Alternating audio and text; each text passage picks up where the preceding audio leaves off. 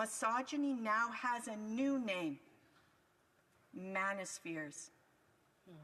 There are clubs, podcasts, books, and influencers who use these platforms to radicalize young men, young males, through a combination of algorithmic design, social dynamics, and exposure to extremist ideologies.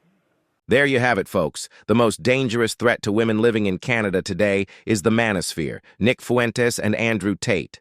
Ladies, don't worry about the sexual predators that we just let out of jail again. The next time you're walking to your car, take a look over your shoulder for Joe Rogan. Genders. Right now, the Winnipeg Human Rights Museum draws the country's attention to the fact, and I quote from their website, that a growing number of men spread hateful ideas about women, trans, and non-binary people online. Simply banning users who engage in hate speech, deplatforming them, has been shown to reduce their reach. Legislatures must take action on this immediately. What you just said is a crock of shit. Whether you're aware or not, if you're still voting Liberal or NDP, you are in turn voting in favor of child predators and all predators alike. We are just one step behind Europe now. Pass a few more laws, take away a few more freedoms, and they will start throwing conservative voices in jail, just like in the UK. Wake the fuck up. A senior Liberal debating my bill to stop leniency for non-citizens convicted of serious crimes said this: if someone is going out there and raping another individual, do we really believe that they are going to get special treatment from a judge? Well, the very next day, there was a report of a non-citizen in Barrie being convicted of raping a 13-year-old little girl and impregnating her twice. And the rapist had been given an adjournment to see what impact his guilty plea would have on what? His immigration status. Will the Liberals admit that they were wrong? On Friday, the Supreme Court struck down mandatory jail time for predators convicted of possessing child sexual abuse material. That decision is disgusting. These offenders weren't caught with a few files. They had hundreds of images and videos of children as young as 3 being tortured and abused. Yet instead of standing up for victims, this Liberal government stays silent.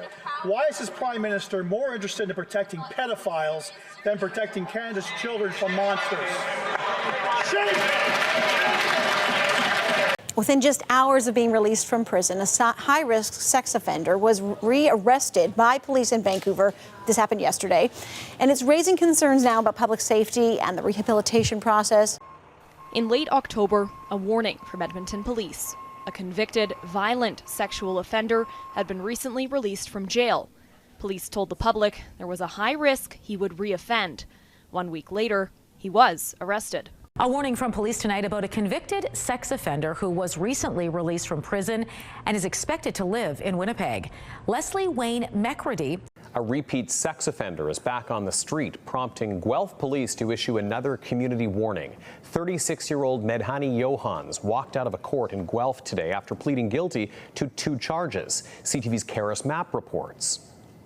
It was less than an hour after Medhani Johans was released from court custody that Guelph police posted a community warning. The 36-year-old has been deemed a high-risk offender and his whereabouts are currently unknown. On March 10th, he was arrested after allegedly once again breaking a probation order and not reporting to authorities, only to be released and arrested again 2 days later. I don't think there's anything worse that can be out there. A year ago, Surrey RCMP also warned the public about Brian Abrosimo after his release from prison. And a man accused of sexually assaulting a young child in Welland faced similar charges 4 years ago. According to court documents obtained by CTV News, 25-year-old Daniel Senecal was sentenced to 18 months in 2021 for sexual assault of a minor, sexual interference of a minor, and choking. Niagara police say the latest incident happened on Sunday, and a victim under the age of 5 was found with serious injuries.